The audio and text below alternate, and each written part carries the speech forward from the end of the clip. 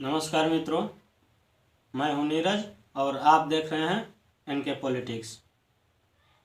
आज की हमारी ये चर्चा समानता पर होगी, लेकिन इस चर्चा को आगे बढ़ाने से पहले मैं आपसे कुछ सवाल पूछना चाहूँगा कि क्या आप एक साथ दो आम के या दो पीपल के या दो नीम के पेड़ देखे हैं? तो आपका जवाब होगा कि हाँ। फिर मैं आपसे ये कहूँ कि आप उन दो पेड़ों की तुलना कीजिए, तब आपका जवाब होगा कि दो नीम के पेड़ एक जैसे दिखाई देते हैं, दो आम के पेड़ एक जैसे दिखाई देते हैं, या दो पीपल के पेड़ एक जैसे दिखाई देते हैं। लेकिन मैं आपसे गहराई से पूछूं कि क्या ये दो पेड़ वास्तव में समान हैं? तब आपका जवाब होगा कि शायद नहीं, क्योंकि उनकी ऊंचाई अलग अलग है, घनत्व में अलग अलग है, या उनका फल का आकार बड़ा या छोटा है, या प्रजाति अलग अलग है।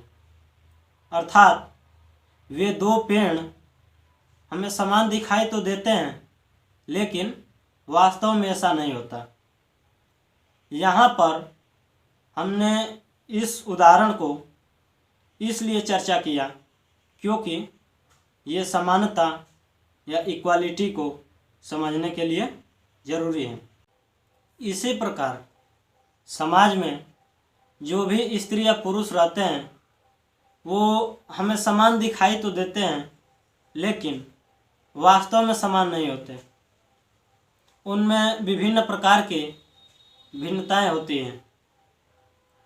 इस आधार पर हम कह सकते हैं कि कोई भी समाज पूर्णतः समान नहीं होता।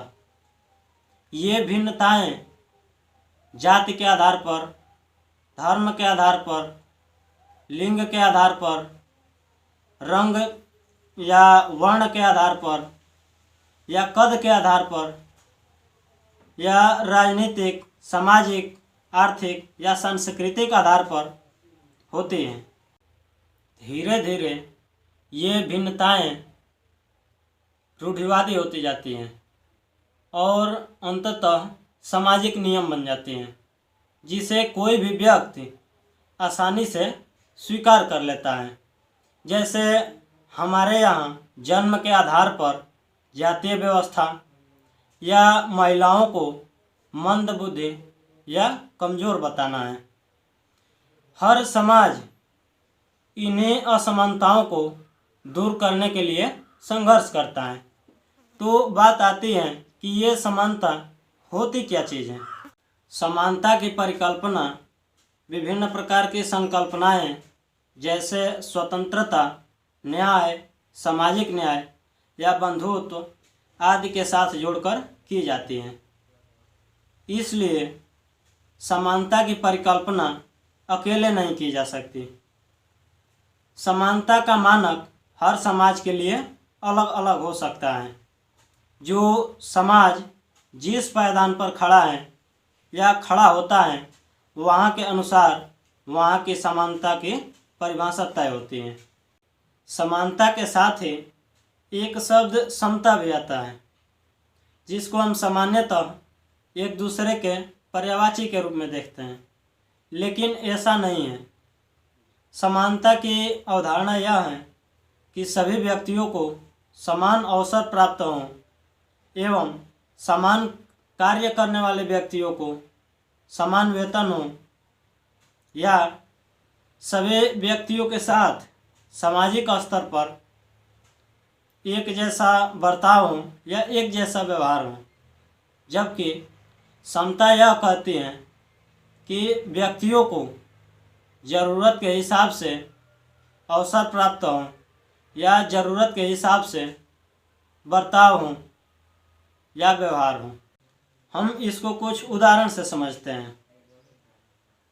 यदि 100 रुपये को हमें 10 व्यक्तियों में वितरण करना है, यदि हम सभी व्यक्तियों को 10-10 रुपया वितरित करें तो उस स्थिति में समानता होगी। लेकिन वहीं हम उन व्यक्तियों के ज़रूरत के हिसाब से वितरण करें, जैसे किसी को 10 रुपये की ज़रूरत है तो 10 रुपया, किसी को 15 रुपये की ज़रूरत है तो उसको 15 रुपया, या किसी अन्य को 5 रुपये की ज़रूरत है तो उसको 5 रुपया दें, तो उस स्थिति में समता होगी। किसी सार्वजनिक स्थल पर जब कोई विकलांग, कोई बीमार, कोई वृद्ध या किसी स्वस्थ व्यक्ति के साथ एक जैसा बर्ताव किया जाए या एक जैसा व्यवहार किया जाए या उनको एक साथ रखा जाए, तो इस स्थिति में समानता होगी। लेकिन वहीं पर विकलांग व्यक्ति के लिए व्हील चेयर की व्यवस्था हो, वृद्ध व्यक्ति के लिए किसी अन्य सहारे की व्यवस्था हो या बीमार व्यक्ति के लिए बेड की व्यवस्था हो, तो उस स्थिति में हमें वहाँ पर समता दिखाई देगी। अर्थात जब हम समानता के साथ न्याय जैसे मूल्य को जोड़ दें तो वहाँ पर समता होगी। तो चलिए चर्चा को हम फिर से समानता की तरफ आगे बढ़ाते हैं। किसी समाज में कोई व्यक्ति एक अच्छा वकील है जबकि दूसरा मजदूर, तो इस स्थिति में यह कोई असमानता नहीं होगी। जबकि वकील बनने के लिए जो बुनियादी ज़रूरत है उसमें कोई भेदभाव हो, तब हम कहेंगे कि वहाँ पर असमानता व्याप्त है। इस स्थिति को राजनीति में हम अवसर की समानता कहते हैं। राजनीति के नज़रिए से कोई भी समाज कभी भी समान नहीं होता। और मज़े की बात तो ये है कि हम जितने भी व्यक्तियों को जानते हैं वो सभी किसी न किसी धर्म को मानते हैं या किसी न किसी धर्म से जुड़े हुए हैं, और सभी धर्म किसी न किसी रूप में सभी मनुष्यों को या सभी व्यक्तियों को समान बताते हैं। फिर भी समाज में असमानताएं व्याप्त हैं। राजनीति में असमानता को दो तरह से देखा जाता है। पहला प्राकृतिक असमानता और दूसरा सामाजिक असमानता। यदि कोई व्यक्ति किसी प्राकृतिक वजह से अपने अवसरों से वंचित रह जाता है या उसके साथ प्राकृतिक रूप से भेदभाव होता है, तो उसे हम प्राकृतिक असमानता की श्रेणी में रखते हैं। जैसे कोई व्यक्ति बहरा हो, गूंगा हो, विकलांग हो, मंद बुद्धि हो या काला रंग का हो। वहीं यदि कोई व्यक्ति सामाजिक रूप से अवसरों से वंचित रह जाता है या सामाजिक रूप से भेदभाव का शिकार होता है, तो उसे हम सामाजिक असमानता की श्रेणी में रखते हैं। जैसे जन्म के आधार पर जाति या मजहब का तय होना, किसी वर्ग विशेष से होने की वजह से शिक्षा से वंचित रह जाना, या अशिक्षित होने की वजह से कहीं पर अपमानित होना। वर्तमान समय में विज्ञान और तकनीक में विकास होने की वजह से प्राकृतिक असमानताएं कम हुई हैं, लेकिन वहीं सामाजिक असमानताएं अभी भी बनी हुई है। किसी भी व्यक्ति के विकास के लिए मुख्यतः 3 क्षेत्रों में समानताएं होनी आवश्यक हैं। ये क्षेत्र सामाजिक, आर्थिक और राजनैतिक क्षेत्र हैं।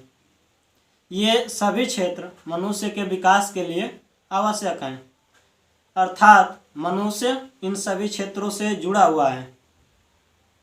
इसलिए ये सभी क्षेत्र आपस में भी जुड़े हुए हैं, ऐसा समाजवादियों का मानना है। भले ही संविधान हमें समान नागरिकता, कहीं भी आने जाने की स्वतंत्रता या अभिव्यक्ति की स्वतंत्रता प्रदान करता है, पर धरातल पर समाज में ऐसा नहीं होता। अब बात आती है कि हम समानता को बढ़ावा कैसे दे सकते हैं या समानता स्थापित कैसे कर सकते हैं। तो समानता को बढ़ावा देने के लिए या स्थापित करने के लिए कोई निश्चित तरीके नहीं है। इसके लिए हमें बहुआयामी प्रयास करने होते हैं।